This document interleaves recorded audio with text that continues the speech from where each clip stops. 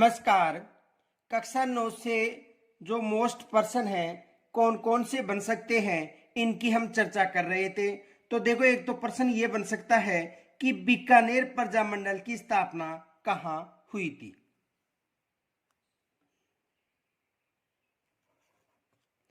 बीकानेर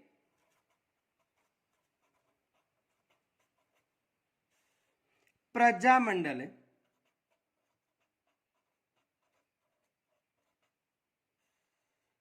की स्थापना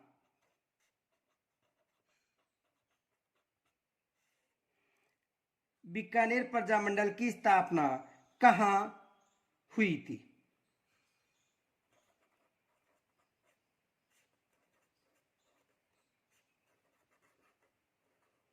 एक तो ये प्रश्न बन सकता है कि जो बीकानेर प्रजामंडल है उसकी स्थापना कहाँ पर या कहाँ हुई थी। तो देखो, बीकानेर प्रजामंडल की जो स्थापना है वो कलकत्ता में हुई थी।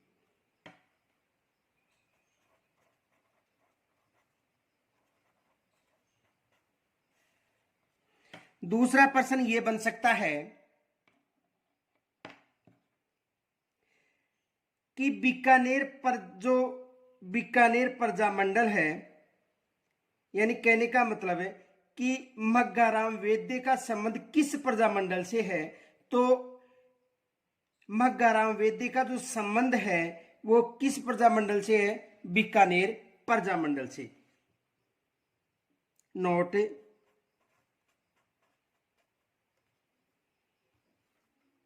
मग्गाराम वेद्य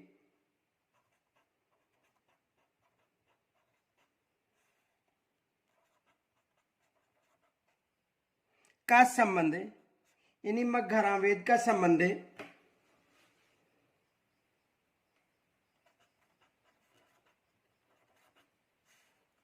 बीकानेर प्रजामंडल से है।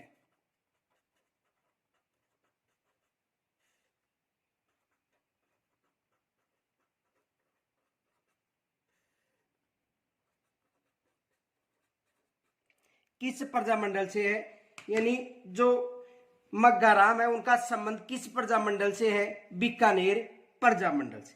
दूसरा प्रश्न यह बन सकता है कि बीकानेर में जनजागृति लाने वाला प्रथम व्यक्ति कौन था। यह भी एग्जाम में प्रश्न बन सकता है कि बीकानेर में जनजागृति लाने वाला प्रथम व्यक्ति कौन था।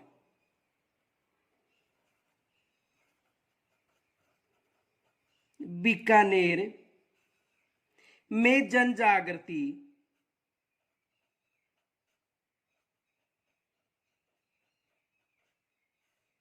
लाने वाला प्रथम व्यक्ति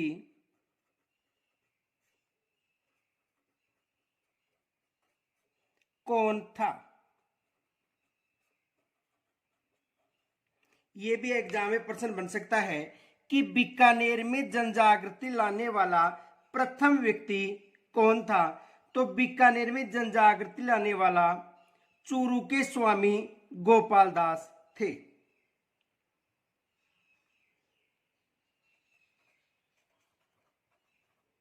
चूरू के स्वामी गोपाल दास।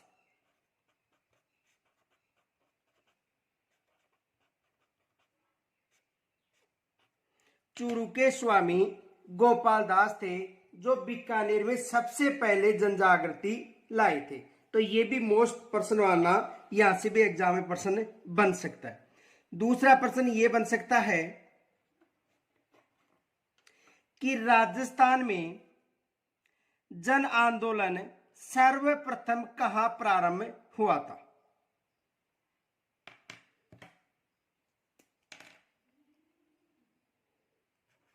राजस्थान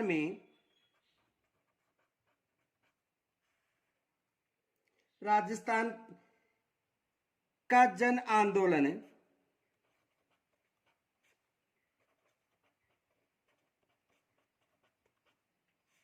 सर्वप्रथम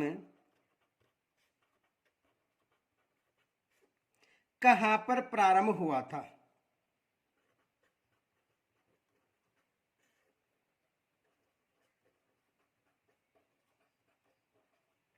ये भी प्रश्न बन सकता है। तो देखो, राजस्थान में प्रथम जो जन आंदोलन था वो जोधपुर से प्रारंभ हुआ था। कहां से प्रारंभ हुआ था? जोधपुर से। कहां से प्रारंभ हुआ था? जोधपुर से राजस्थान में प्रथम जन आंदोलन माना जाता है प्रारंभ। दूसरा प्रश्न ये बन सकता है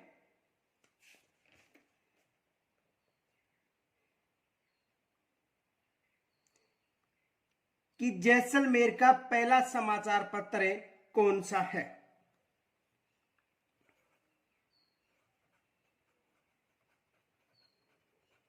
जैसलमेर का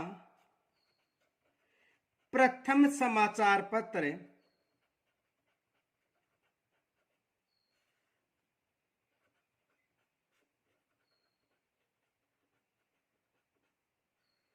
कौन सा है? जैसलमेर का प्रथम समाचार पत्र कौन सा है? तो देखो, जैसलमेर का प्रथम जो समाचार पत्र है वो विजय है, जो 1920 में प्रारंभ हुआ था।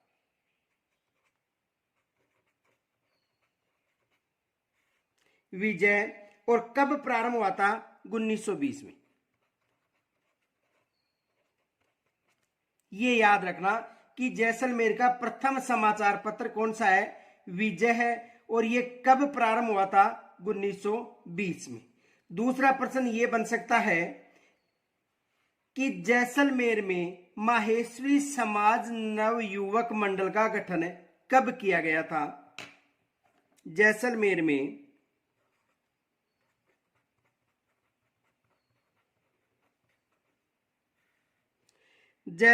में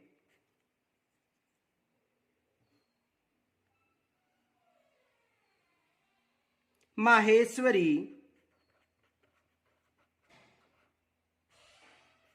जैसलमेर में माहेश्वरी समाज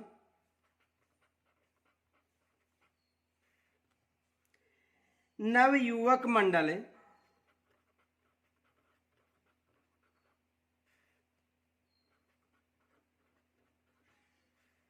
का गठन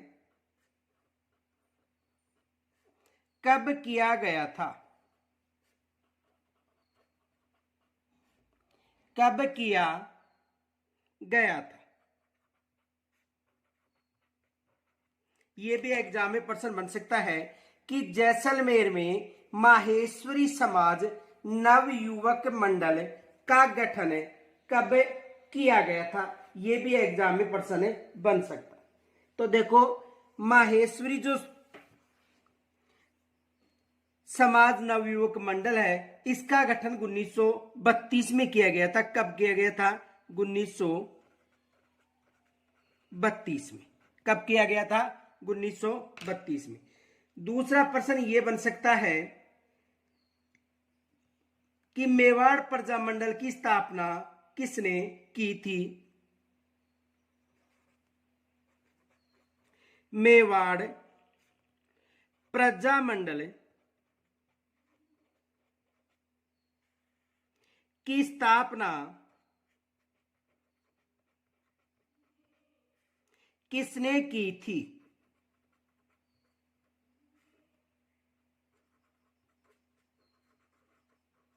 यह भी एग्जाम में प्रश्न बन सकता है। तो देखो, मेवाड़ प्रजामंडल की स्थापना अप्रैल 1938 में माणिक्यलाल वर्मा ने की थी। अप्रैल 1938 में माणिक्यलाल वर्मा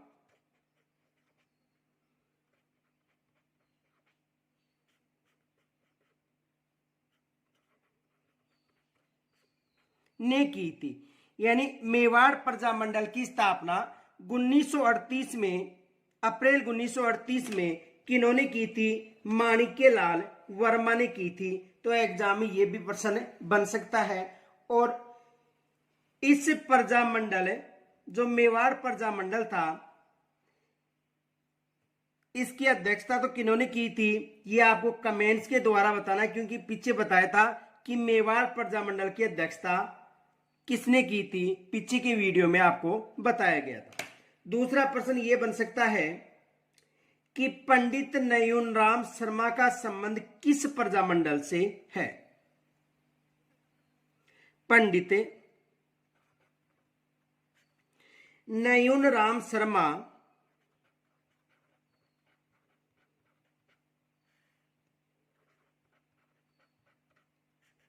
पंडित नयूनराम शर्मा का संबंध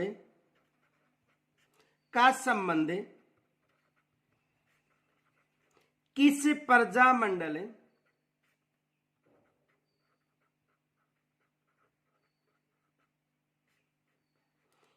प्रजामंडल से है।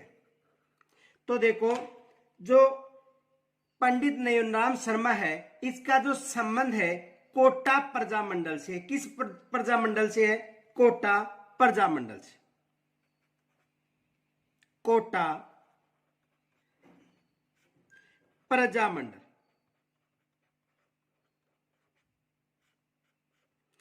किस प्रजामंडल से है? कोटा प्रजामंडल। दूसरा प्रश्न यह बन सकता है कि बूंदी प्रजामंडल की स्थापना किसने की थी? बूंदी प्रजामंडल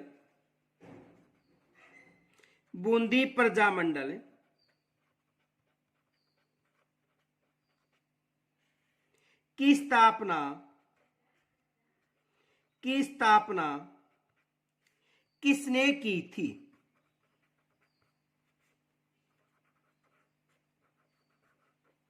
यह भी एग्जाम में प्रश्न बन सकता है कि बूंदी प्रजामंडल की जो स्थापना है किन्होंने की थी?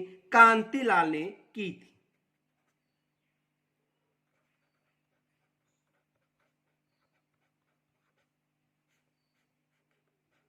किन्होंने की थी? कांतिलाल ने की थी। दूसरा प्रश्न यह बन सकता है कि जमनालाल बजाज ने जयपुर में चरखा संघ की स्थापना कब की थी? जमनालाल बजाज ने जयपुर में चरखा संघ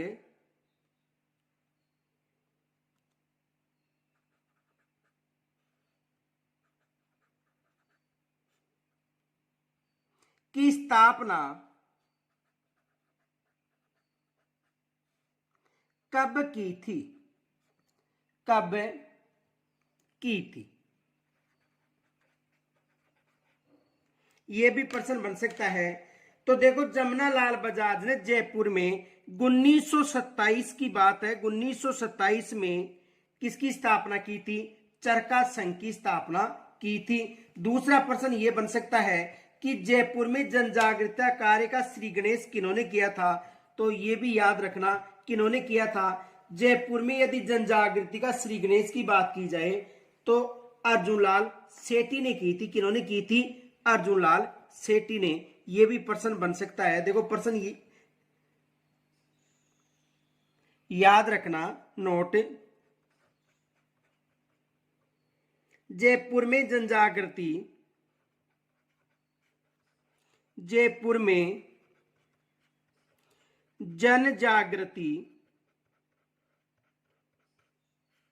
का श्री गणेश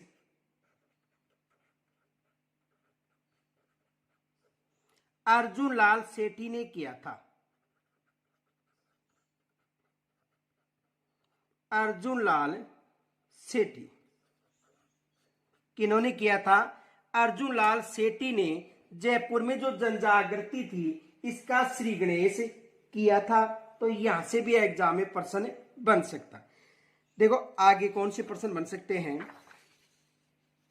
एक ये प्रश्न बन सकता है कि जयपुर की जो 1931 में प्रजामंडल की स्थापना किन्होंने की थी, क्योंकि इसका पुनः गठन हुआ था। तो यह भी प्रश्न बन सकता है कि 1931 में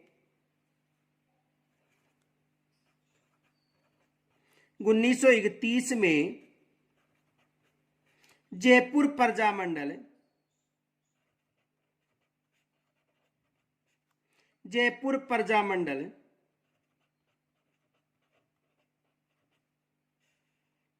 की स्थापना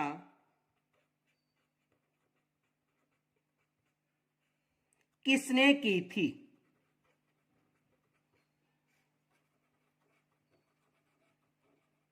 ये भी एग्जाम में प्रश्न बन सकता है कि 1931 में जयपुर प्रजामंडल की स्थापना किन्होंने की थी? तो 1931 में कपूरचंद पाटनी ने जयपुर प्रजामंडल की स्थापना की थी। किन्होंने की थी? कपूरचंद पाटनी।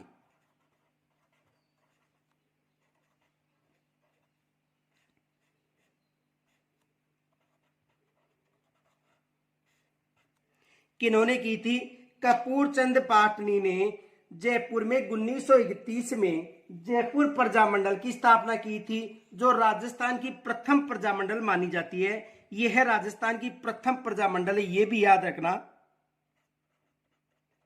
राजस्थान की प्रथम प्रजामंडल, राजस्थान की प्रथम प्रजामंडल।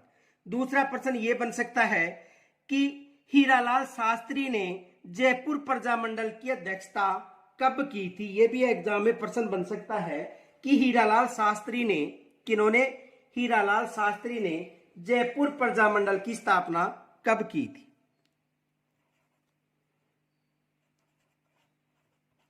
हीरालाल शास्त्री ने जयपुर प्रजामंडल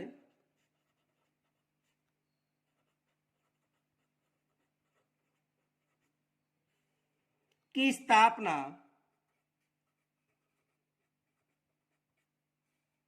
कब की थी?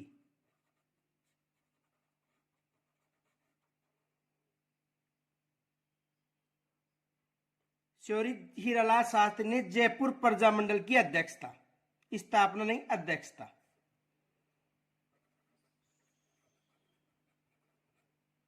अध्यक्षता कब की थी?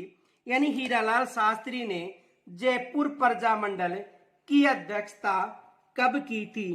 तो देखो, हीरालाल शास्त्री ने जयपुर प्रजामंडल की जो अध्यक्षता है वो 1940 में की थी। कब की थी? 1940 में। और ये मोस्ट माना, ये एग्जाम में प्रश्न बनने की संभावना कि हीरालाल शास्त्री ने जयपुर प्रजामंडल की अध्यक्षता कब की थी? तो 1940 में की थी। दूसरा प्रश्न यह बन सकता है कि अलवर में जनजागृति लाने का कार्य किन्होंने किया था? अलवर में जनजागृति, अलवर में जनजागृति लाने का कार्य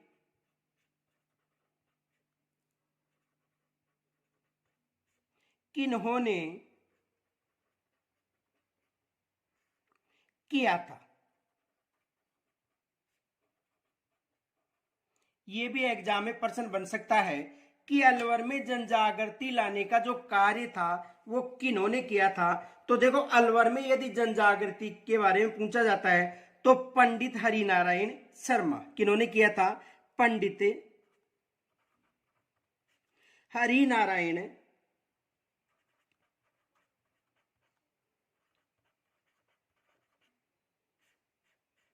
शर्मा ने। किन्होंने किया था? पंडित हरिनारायण शर्मा ने किया था, ये याद रखना। तो अलवर में जनजागृति लाने का कार्य किन्होंने किया था? पंडित हरिनारायण शर्मा ने किया था। और इनके अलावा देखो, यहां पर जो अलवर प्रजामंडल है, तो अलवर प्रजामंडल की जो प्रथम अधिवेशन हुआ था उसकी अध्यक्षता तो भवानी शंकर शर्मा ने की थी, ये भी याद रखना। नोट।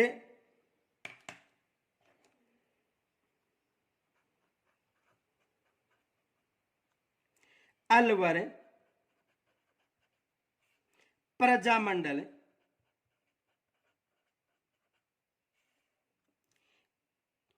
के प्रथम अध्यक्ष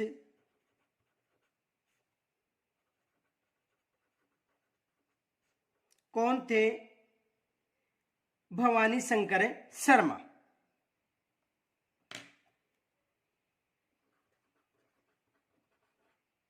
भवानी शंकर शर्मा। और कब की बात है ये? 1944 में की थी इन्होंने अध्यक्षता। कब की गई थी? 1944 में। अब आपको कमेंट्स के द्वारा ये बताना है कि अलवर प्रजामंडल की स्थापना कब हुई थी, जो कल आपको बताया गया था। तो ये बताना है कमेंट्स के द्वारा कि अलवर प्रजामंडल की अध्यक्षता, सॉरी, अलवर प्रजामंडल की स्थापना कब हुई थी।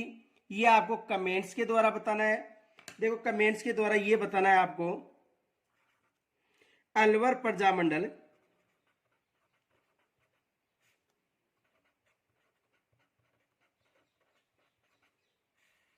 का गठन कब हुआ था। ये आपको कमेंट्स के द्वारा बताना है, क्योंकि पीछे की वीडियो में आपको बताया था कि अलवर प्रजामंडल की स्थापना कब हुई थी। दूसरा प्रश्न ये बन सकता है कि ब्रतपुर प्रजामंडल की स्थापना कब हुई थी, या ये प्रश्न बन सकता है कि ब्रतपुर प्रजामंडल के प्रथम अध्यक्ष कौन थे।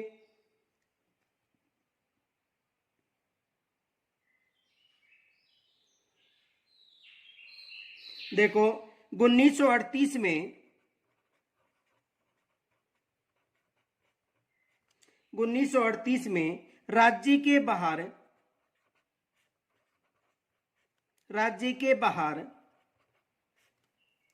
रेवाड़ी में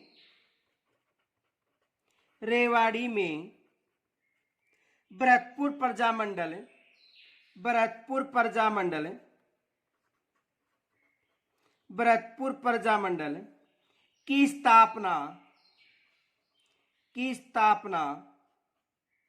यानी 1938 में राज्य के बाहर रेवाड़ी में भरतपुर प्रजामंडल की स्थापना की गई। इसके प्रथम अध्यक्ष कौन थे? इसके प्रथम अध्यक्ष कौन थे? ये प्रश्न बन गया। अब देखो, या तो ये प्रश्न बन सकता है कि भरतपुर प्रजामंडल की स्थापना कब हुई थी, तो भरतपुर प्रजामंडल की यदि स्थापना पूछे तो 1938 बताना है।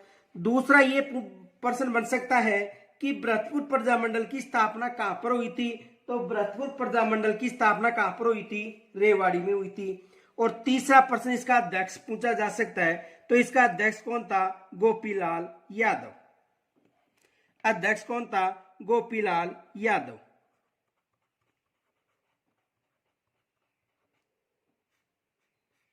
गोपीलाल यादव। इसके प्रथम अध्यक्ष कौन थे?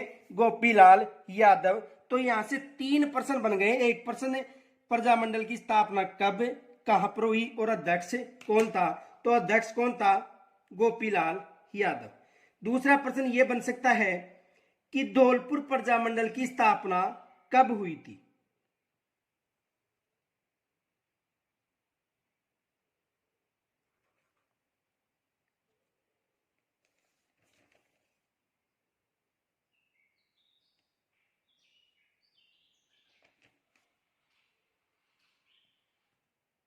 धौलपुर प्रजामंडल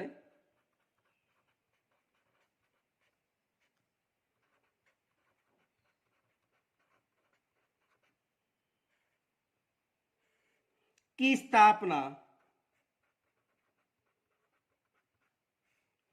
कब की गई थी?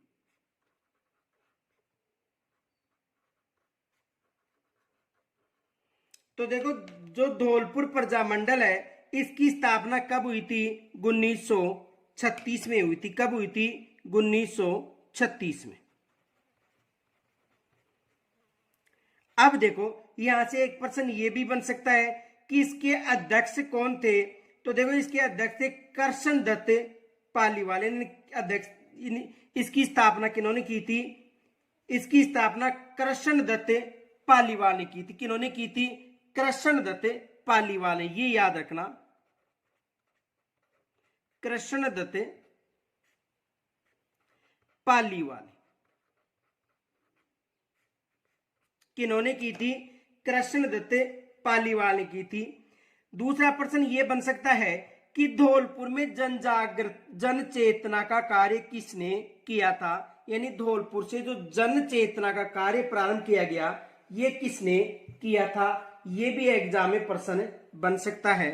देखो दूसरा प्रश्न ये बन सकता है, धौलपुर में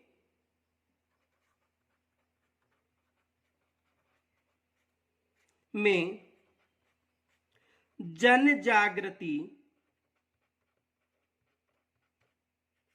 का कार्य किसने किया था?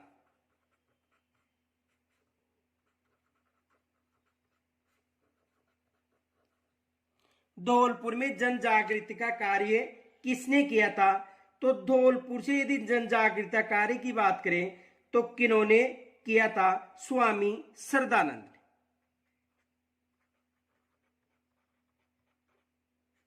स्वामी श्रद्धानंद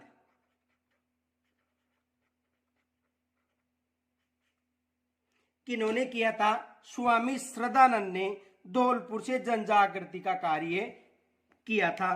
तो ये भी एग्जाम में प्रश्न बन सकता है। दूसरा प्रश्न ये बन सकता है कि त्रिलोक चंद माथुर व चिरंजी लाल शर्मा का संबंध किस प्रजामंडल से है? या ये बन सकता है कि करौली प्रजामंडल की स्थापना किन्होंने की थी? तो देखो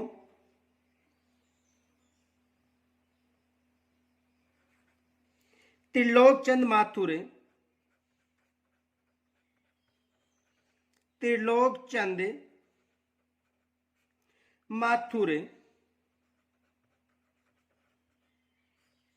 एवं चिरंजी लाल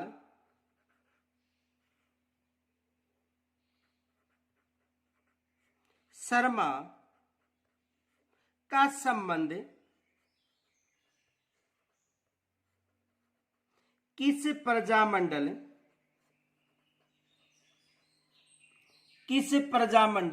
से है? यह भी एग्जाम में प्रश्न बन सकता है।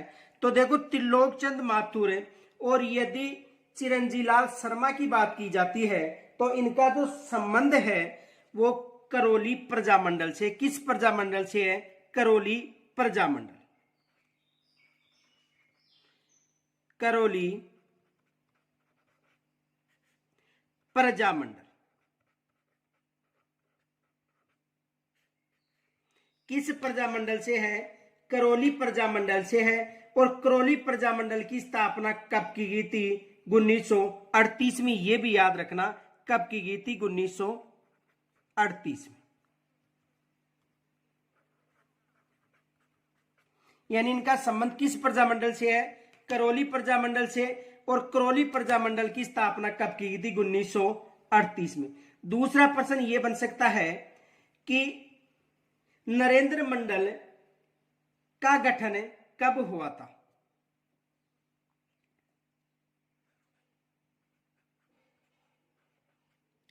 नरेंद्र मंडल का गठन कब हुआ था?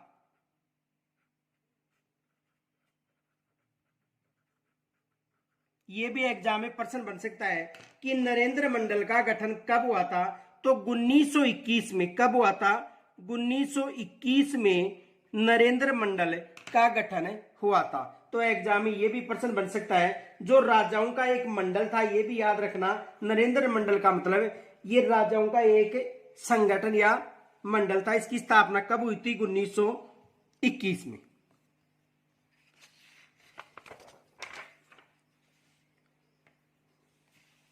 दूसरा प्रश्न यह बन सकता है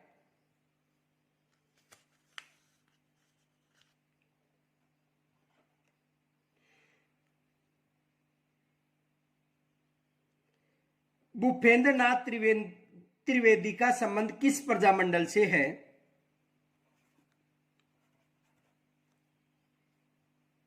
भूपेंद्र नाथ त्रिवेदी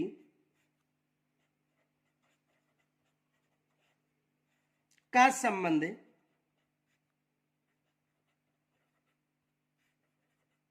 किस प्रजामंडल से है?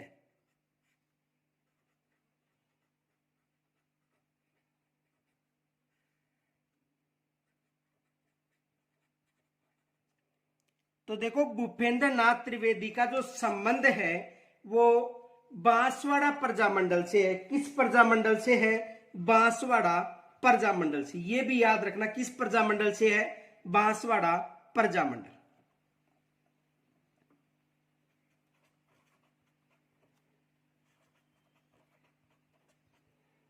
बांसवाड़ा प्रजामंडल किस प्रजामंडल से है? बांसवाड़ा प्रजामंडल।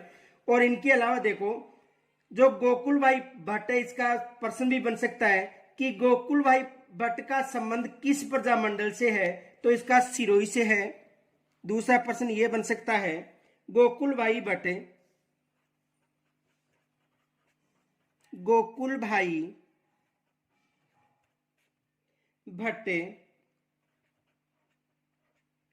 का संबंध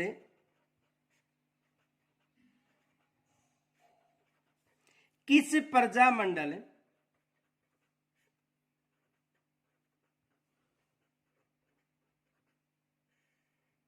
से है? यह भी प्रश्न बन सकता है कि गोकुल भाई भट्ट का संबंध किस प्रजामंडल से है। तो देखो, गोकुल भाई भट्ट का जो संबंध है वो किस प्रजामंडल से है? सिरोही प्रजामंडल।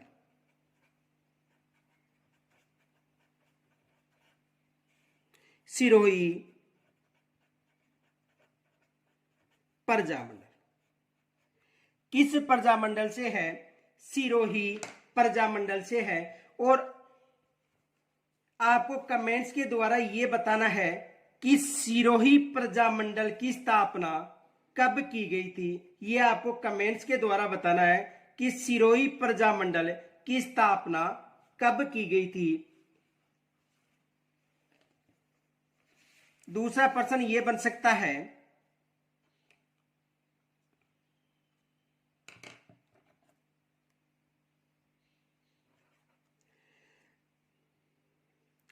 स्वतंत्रता प्राप्ति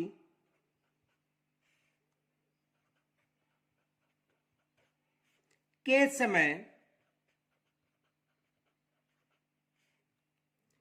राजस्थान में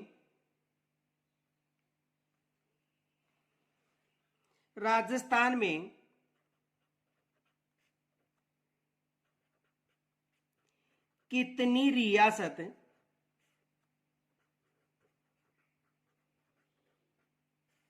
व ठिकाने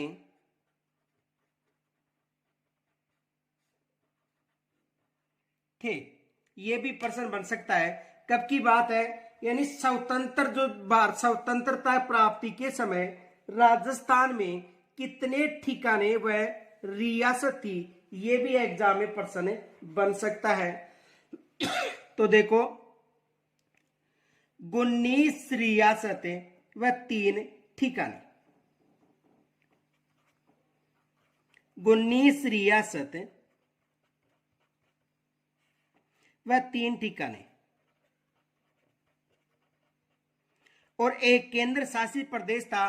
केंद्र शासित प्रदेश कौन सा था? केंद्र शासित प्रदेश था अजमेर मेरवाड़ा।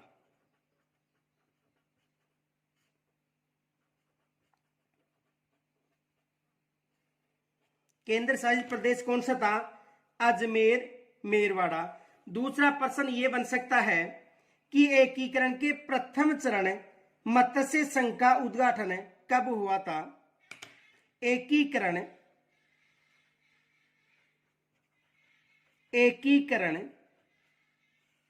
के प्रथम चरण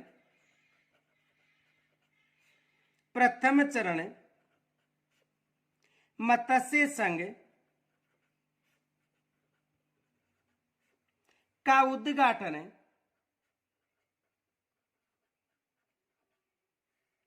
कब हुआ था? कब हुआ था? यह भी प्रश्न बन सकता है। तो इसका उद्घाटन कब हुआ था? 18 मार्च 1948 को। 18 मार्च 1948 को। यानी एकीकरण का जो प्रथम चरण था कौन सा था? मत्स्य संघ। तो इसका उद्घाटन कब हुआ था? 18 मार्च 1948 को। दूसरा प्रश्न यह बन सकता है कि विलय पत्र पर हस्ताक्षर करते हुए,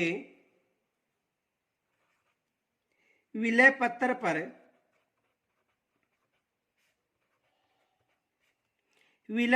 पर हस्ताक्षर करते हुए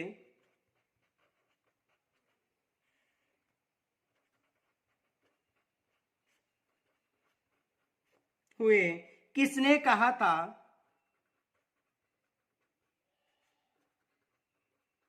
किसने कहा था मैं अपने डेथ वारंट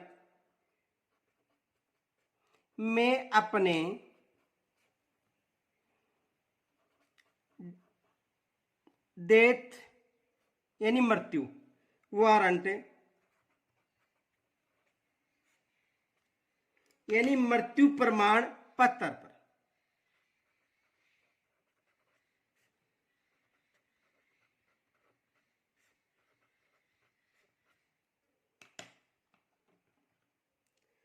हस्ताक्षर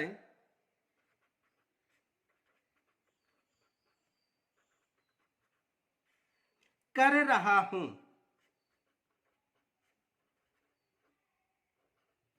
यानी मैं मेरे मृत्यु प्रमाण पत्र पर हस्ताक्षर कर रहा हूं। ये किन्होंने कहा था? तो बांसवाड़ा का जो महारावल चंद्रवीर सिंह ने कहा था। किन्होंने कहा था? बांसवाड़ा के महारावल चंद्रवीर सिंह ने कहा था। तो ये भी एग्जाम में प्रश्न बन सकता है। बांसवाड़ा महारावल चंद्रवीर सिंह। बांसवाड़ा महारावल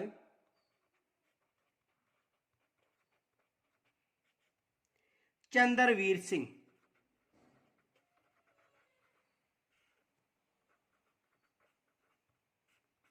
किन्होंने कहा था? बांसवाड़ा के महारावल चंद्रवीर सिंह ने कहा था कि मैं मेरे मृत्यु प्रमाण पत्र पर हस्ताक्षर कर रहा हूं।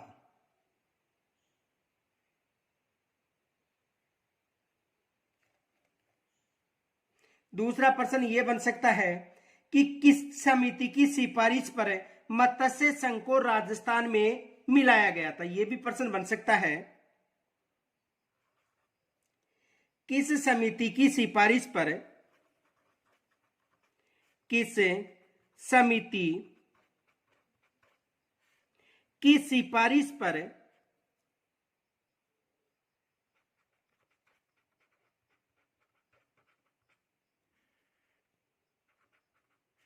किस समिति की सिफारिश पर मत्स्य संघ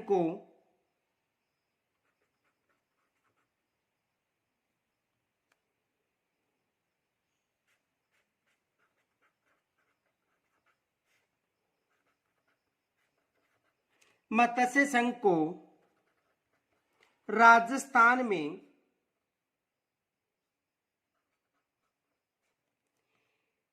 मिलाया गया?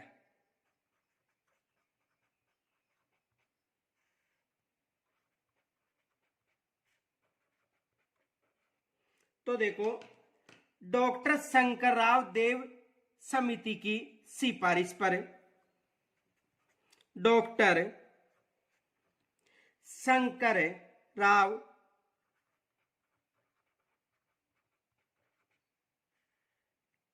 देव समिति,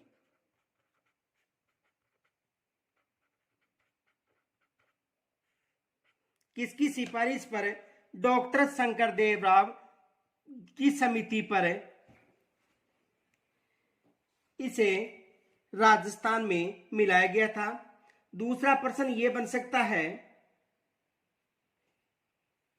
कि किस समिति की सिफारिश पर जयपुर को वृद्ध राजस्थान की राजधानी घोषित की गई थी।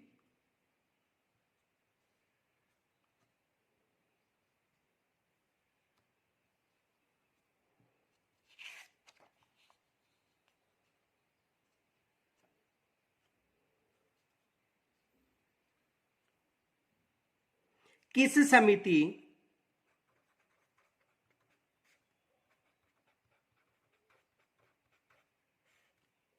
की सिफारिश पर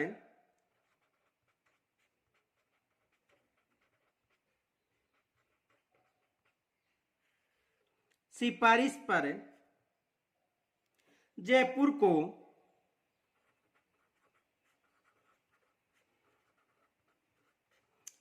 को वृद्ध राजस्थान की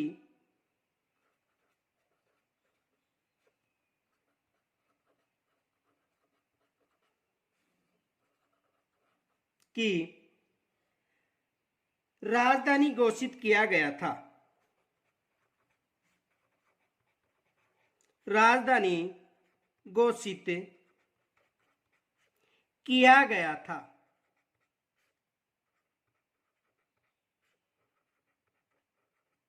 तो देखो, पी सत्यनारायण राव समिति की सिफारिश पर, पी सत्यनारायण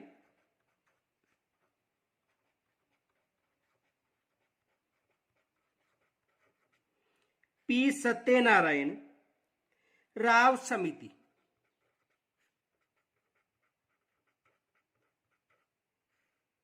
की सिफारिश पर, समिति कौन सी थी? पी सत्यनारायण राव समिति। ये दोनों प्रश्न मोस्ट माना, यहां से एग्जाम में प्रश्न बन सकता है। दूसरा प्रश्न ये बन सकता है कि मत्स्य संघ का राजस्थान में विलय कब हुआ था? मत्स्य संघ का राजस्थान में विलय कब हुआ था? यह भी एग्जाम में प्रश्न बन सकता है। मत्स्य संघ का राजस्थान में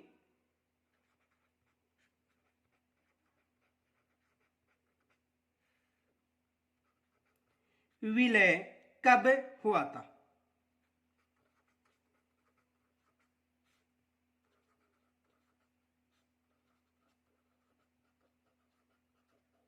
यह भी प्रश्न बन सकता है। तो देखो, मत्स्य संघ का राजस्थान में जो विलय है 15 मई 1949 में हुआ था। 15 मई 1949 में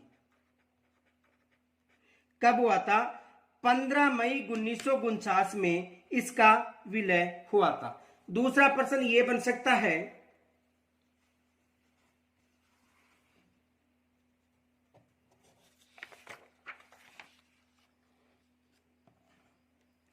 प्रथम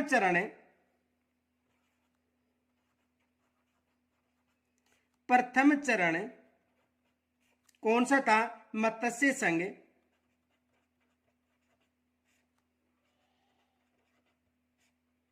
का नामकरण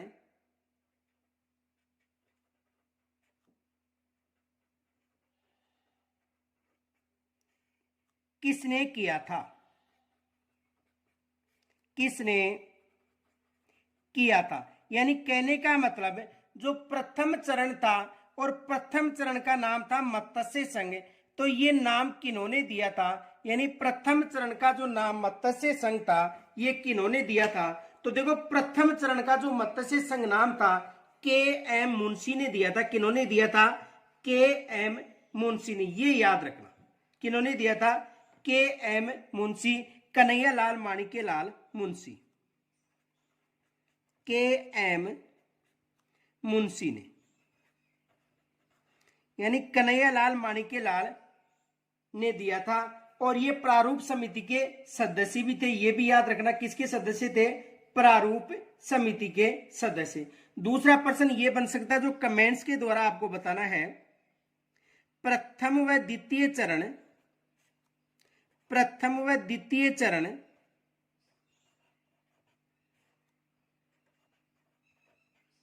यानी मत्स्य संघ और पूर्व राजस्थान। प्रथम चरण का नाम है मत्स्य संघ और द्वितीय का पूर्व राजस्थान। तो प्रथम व द्वितीय चरण का उद्घाटन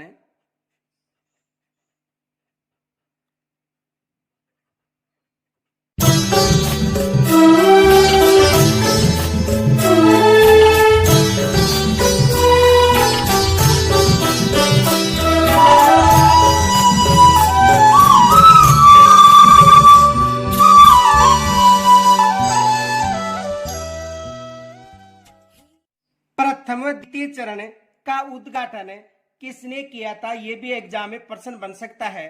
तो देखो प्रथम व द्वितीय चरण का जो उद्घाटन था यह आपको कमेंट्स के द्वारा बताना है कि प्रथम व द्वितीय चरण का उद्घाटन किन्होंने किया था, यह आपको कमेंट्स के द्वारा बताना है। दूसरा प्रश्न यह बन सकता है कि प्रथम चरण की योजना यानी मत्स्य संघ की योजना अलवर या भरतपुर दुर्ग में बनाई गई थी, यह भी याद रखना। मत्स्य संघ की योजना, किसकी योजना, मत्स्य संघ की योजना भरतपुर दुर्ग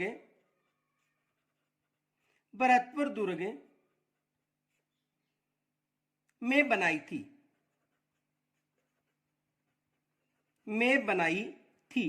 तो देखो मत्स्य संघ की जो योजना है वो किस दुर्ग में बनाई गई थी, भरतपुर दुर्ग में। और आपको कमेंट्स के द्वारा ये बताना है कि प्रथम चरण जिसे मत्स्य संघ नाम दिया गया था, द्वितीय चरण पूर्व राजस्थान, इनके उद्घाटनकर्ता कौन थे, ये आपको कमेंट्स के द्वारा बताना है। और मत्स्य संघ की योजना भरतपुर दुर्ग में बनाई गई थी, जिसे लोहागढ़ दुर्ग के नाम से भी जाना जाता है। किसके नाम से जाना जाता है, लोहागढ़ दुर्ग के नाम से भी जाना जाता है।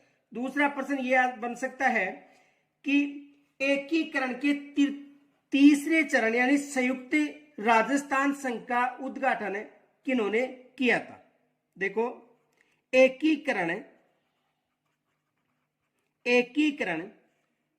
के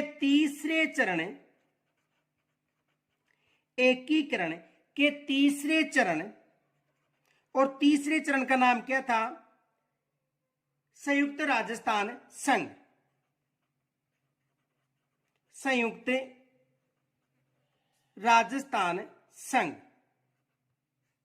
तो एकीकरण के तीसरे चरण संयुक्त राजस्थान संघ का उद्घाटन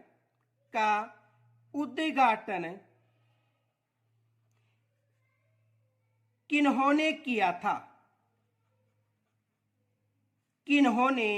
किया था, यह भी एग्जाम में प्रश्न बन सकता है कि जो एकीकरण का तीसरा चरण था संयुक्त राजस्थान संघ, इसका जो उद्घाटन था वो किन्होंने किया था, पंडित जवाहरलाल नेहरू ने। किन्होंने किया था, पंडित जवाहरलाल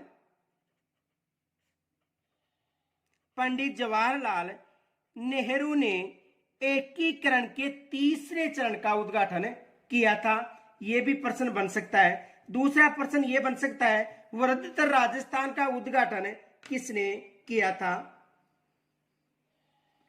दूसरा प्रश्न यह बन सकता है वृहत्तर राजस्थान संघ का उद्घाटन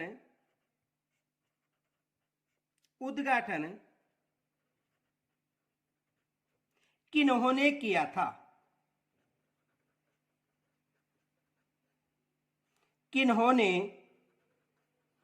किया था, यह भी एग्जाम में प्रश्न बन सकता है कि वृहत्तर राजस्थान संघ का उद्घाटन किन्होंने किया था। तो इसका जो उद्घाटन था वो सरदार वल्लभ भाई पटेल ने किया था। किन्होंने किया था, सरदार वल्लभ भाई पटेल ने। सरदार वल्लभ भाई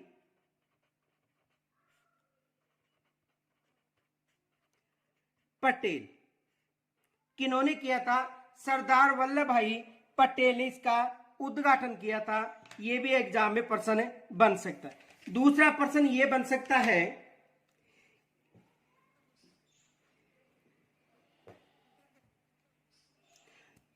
देखो दूसरा प्रश्न ये बन सकता है, सूबेदार चूनाराम पागड़िया का जन्म कहां पर हुआ था। दूसरा प्रश्न ये बन सकता है, सूबेदार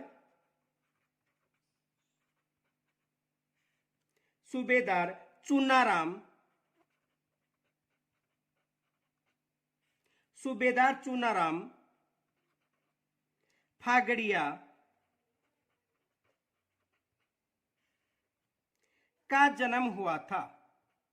का जन्म हुआ था, यह भी एग्जाम में प्रश्न बन सकता है कि सूबेदार चूनाराम फागड़िया का जन्म हुआ था। तो इनका जन्म कहां पर हुआ था? लक्ष्मणगढ़ में। कहां पर हुआ था? लक्ष्मणगढ़। ये भी याद रखना, कहां पर हुआ था?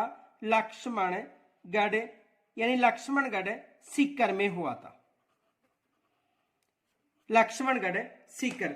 दूसरा प्रश्न यह बन सकता है कि मेजर पीरू सिंह शेखावत को मरणोपरांत परमवीर चक्र कब नवाजा गया था।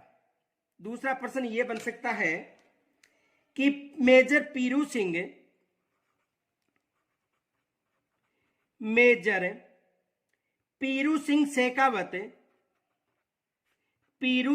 शेखावत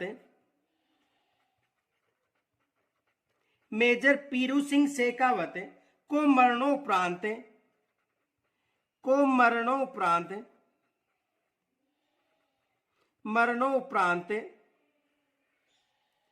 परमवीर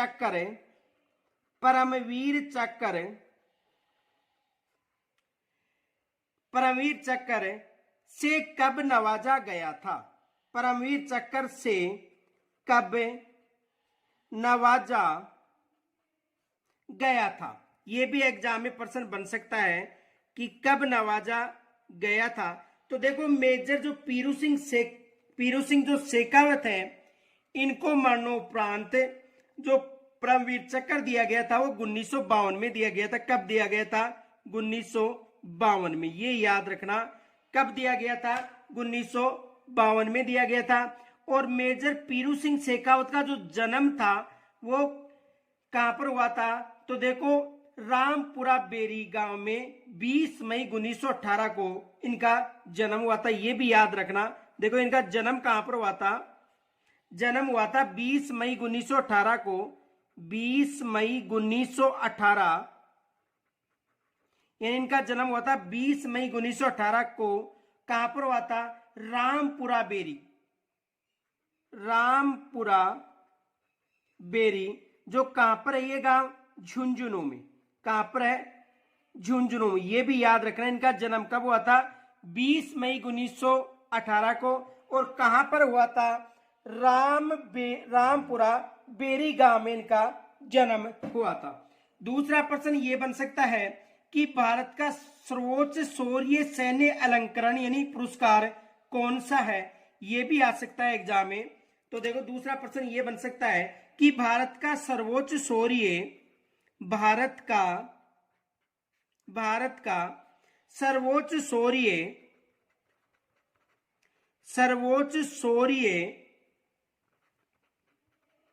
सैन्य पुरस्कार या सैन्य अलंकरण, सैन्य पुरस्कार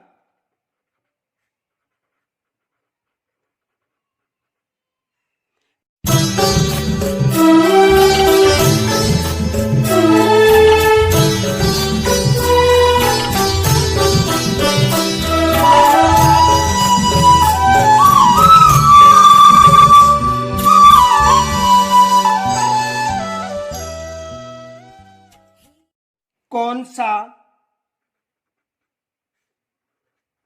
है, यानी भारत का सर्वोच्च शौर्य सैन्य पुरस्कार कौन सा है। तो देखो भारत का सर्वोच्च शौर्य सैन्य पुरस्कार परमवीर चक्र है। ये याद रखना, कौन सा है?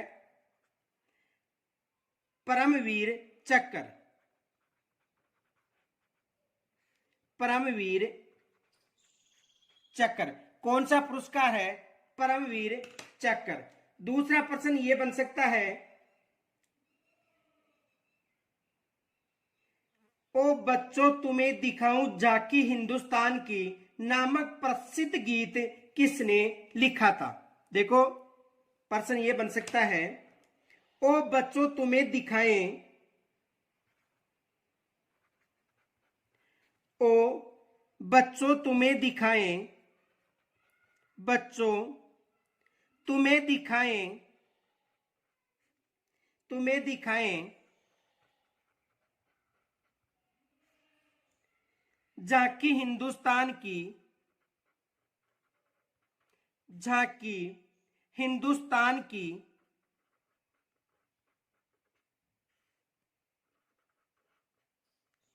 ओ बच्चों तुम्हें दिखाए झांकी हिंदुस्तान की नामक प्रसिद्ध गीत, नामक प्रसिद्ध गीत, नामक प्रसिद्ध गीत किसने लिखा था, किसने लिखा था। यह भी एग्जाम में प्रश्न बन सकता है। तो किन्होंने लिखा था, कवि प्रदीप ने। किन्होंने लिखा था, कवि प्रदीप।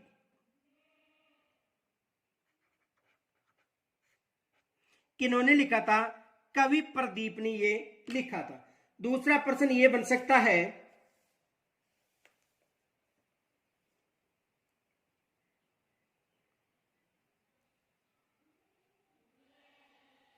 राजस्थान के किस वीर सेनानी को, राजस्थान के किस वीर सेनानी को, किस वीर सेनानी को, राजस्थान के किस वीर सेनानी को 1971 के युद्ध के बाद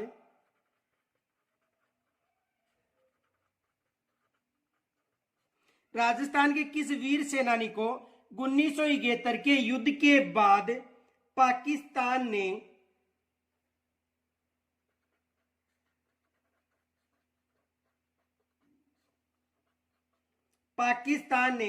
फक्र हिंद,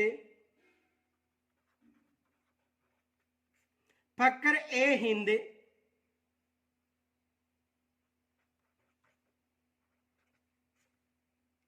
से नवाजा था, से नवाजा था। तो देखो कौन था, यानी लेफ्टिनेंट कर्नल हणूत सिंह,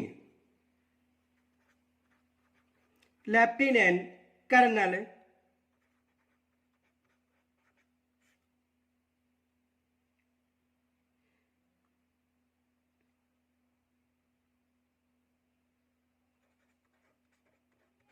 हणूत सिंह।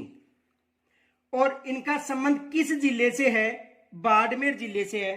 किस जिले से है, बाड़मेर से। ये भी याद रखना, राजस्थान के किस जिले से है, बाड़मेर से है। और इनका जन्म हुआ था 6 जुलाई 1933 में जसोल बाड़मेर। जन्म कब हुआ था, जन्म 6 जुलाई 1933 जसोल बाड़मेर।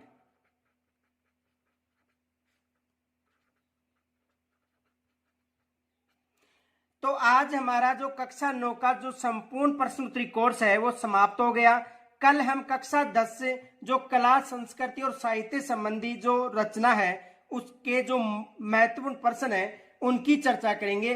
और यहां तक यदि कोई समस्या हो तो कमेंट्स के द्वारा जरूर बताना और इस वीडियो को अधिक से अधिक लाइक तथा अपने ग्रुपों में शेयर करना। धन्यवाद।